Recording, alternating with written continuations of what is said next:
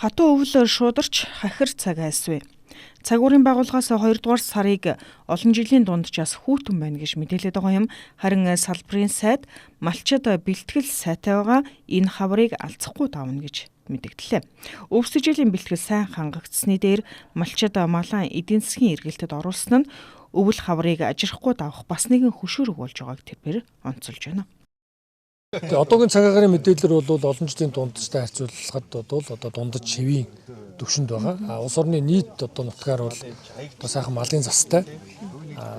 Тэгээд одоо харьцангуй бас цаг агаарын хувьд бол харьцангуй одоо тааламжтай байна. Одоогоор тэгээ хаврыг бас өнтөө давбал ингээд өрн цагтаагаа сайхан золгоно. Тэгээ малчт маань нэг үе бодвол одоо малаа намартаа эдийн засгийн эргэлтэнд их оруулдаг болсон. Малынхаа одоо өвс тэжээлийг сайн бэлтгэдэг болсон. Одоо цаашдаа илүү бид одоо малынхаа ашиг шимийг нэмэгдүүлэхэд илүү одоо бодлого чиглүүлнэ. За энэ жил улсын хэмжээнд 70 гаруй сая толгой мал үйлчсэн. За хавар 20 сая орчим төл мал хүлээн авахар урьдчилсан тооцоо гаргаад байгаа юм а.